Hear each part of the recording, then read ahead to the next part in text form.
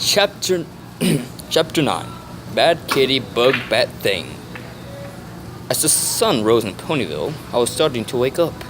I rolled over on the bed and felt something. I opened my eyes to see Twilight right in front of me. She was asleep, but her nose was touching mine. I slowly moved out of the bed, trying not to wake her. As it turned out, as I turned around, Jeff appeared in front of me with his wings crossed and a smirk on his face.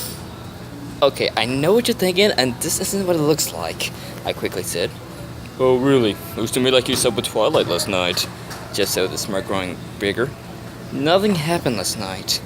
She was cold and she wanted me to keep her warm, that's it," I said. I was getting embarrassed. "Is that what she told you?" He asked, still smirking. I rolled my eyes. "Whatever, dude. I know what happened." I then walked past him and went downstairs. "Well, somebody woke up on the wrong side of the love bed," Jeff said as he followed me. That afternoon, the Ponyville market. Me, Twilight, Spike, and Jeff were in the market shopping for fruit and vegetables. Pee-wee decided to stay at home today. I, being a gentlecoat, offered to carry all the bags. I had 2 in my mouth and 2 on each side of my saddlebags. Not to mention Jeff and Pee-wee were on my back. They were heavy, but I wasn't going to make Twilight carry anything. It was my way of saying thanks for understanding my situation yesterday. As we were walking, we saw Fluttershy and Applejack selling apples up ahead, so we walked over to them. When we reached them, Applejack waved her hoof.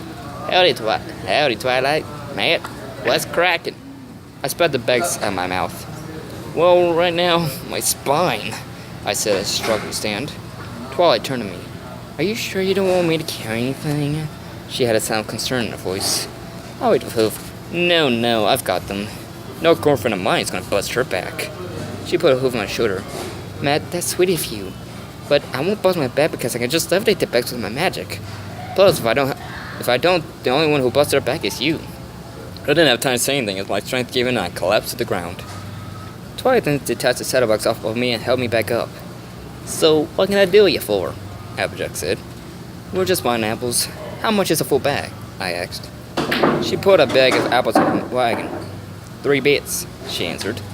I got the money out of my saddlebag and gave it to her, and she gave me the bag. Fluttershy then walked up to Twilight. "So, do you have any plans for tonight?" she asked. "What kind of plans?" Twilight asked as she tilted her head.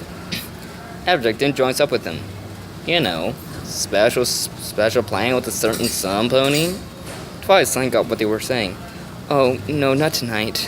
But tomorrow night we're going out for a dinner date," she said with a smile. "Oh, that's wonderful and so romantic. I wish I had some pony like that," Fluttershy said. Applejack nodded. "Yeah, we could all do with some pony in our lives. Don't worry, girls. You'll find your coats eventually. I mean, I used to think I wouldn't find some pony until I met Matt," Twilight said with a sweet smile. Applejack and Fluttershy smiled and nodded. Suddenly, we all heard a girl scream. I turned my head to face Jeff on my back. "Jeff, what's wrong?" He glared down at me. "Dude, that wasn't me." Suddenly, ponies started running past us in fear. I looked in the direction they were running from, and my eyes went at what I saw.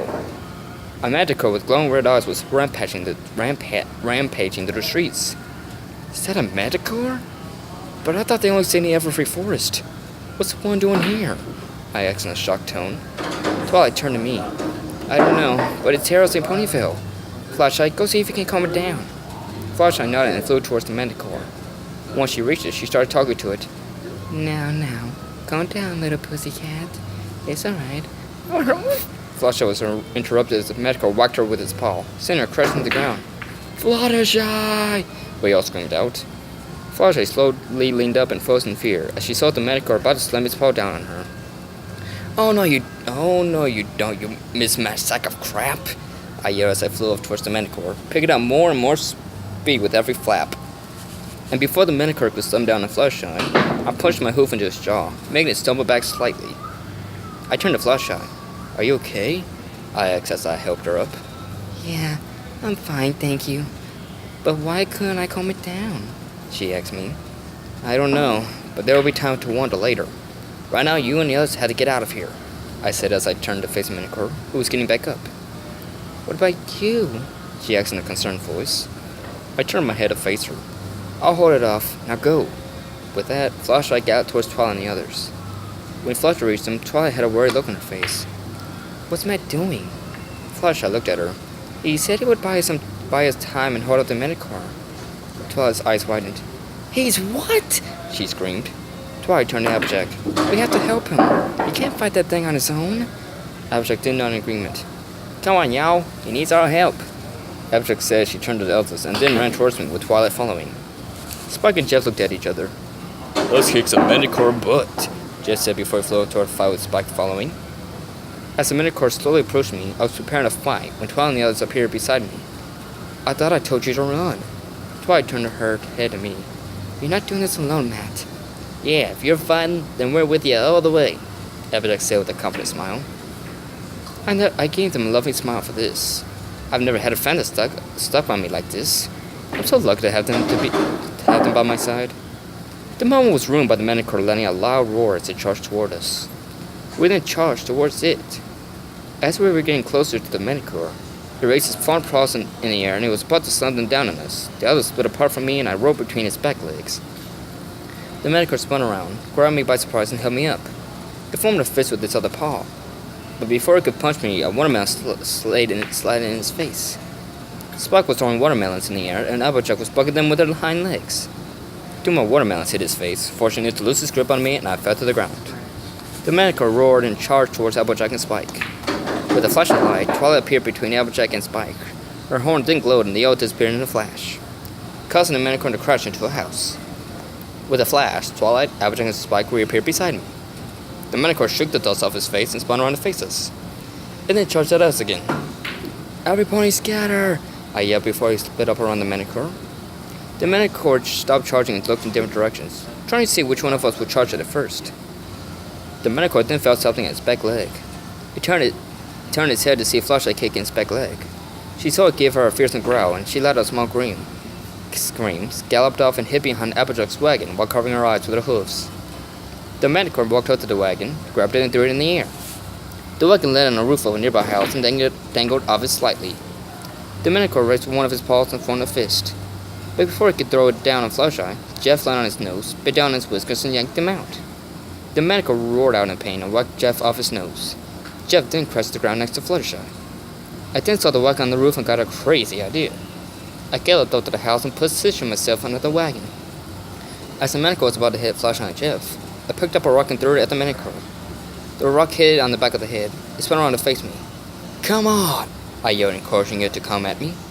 The Minotaur then charged towards me. I waited until the perfect moment before I jumped out of the way, causing it to crash into the house.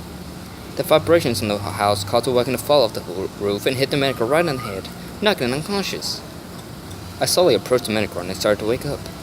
I was about to get ready to fight again until I looked at his eyes. His eyes weren't glowing red anymore. They were back to his normal eyes. He then started looking around as if he didn't know where it was. Twilight and the others then came up beside me. What's it doing? Spike asked. I didn't take my sight off the Minotaur. I don't know. Fluttershy, looks a little calmer now. See if you can talk to it. With that, Fluttershy walked up to the Minotaur and started stroking it. There's a good kitty. Did that big mean wagon hurt your little head? She said in a sweet voice. The Minotaur then started purring. This was getting stranger about the second. Afterwards, Fluttershy was taking the Minotaur back towards the Everfree Forest. Me and Twilight turned to each other. I don't get it. Why did Fluttershy's skills work now and they didn't work before? And what was with the glowing red eyes? What was wrong with it? I asked. It was under mind control, a familiar voice said behind us. We turned around to see Celeste with a serious look on her face. Mind control? You mean some point was controlling that thing? I said. She nodded. Yes, but that's just it. No pony. That even I can get some mind control spell that powerful. So the question is, who could? She said with a serious look. Me and Twilight looked at each other in wonder. Meanwhile, far away dark mountains. Four silhouetted eloquent figures with glowing red eyes were watching us in a large green pool. They made me lose control of that beast. I can't believe it, male voice said. How could you have lost that battle? You were up against small ponies, female voice said. It was that Pegasus. He interfered with our plan. He must be punished, a second male voice said in an angry tone. Calm yourselves. They will perish just like everybody else. But remember our real target, a third male voice said. Yes, soon she shall strike and have our revenge, the female voice said. But what about those ponies? We can't proceed with them interfering.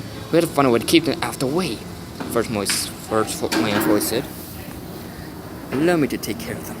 They won't stand a chance against me. The second man voice said. No, we cannot reveal ourselves just yet. But maybe we don't have to be the ones to distract them. I have some pony in mind who can keep them occupied. Some pony tricky, deceitful, and very cruel. The third voice said as he gave an evil grin.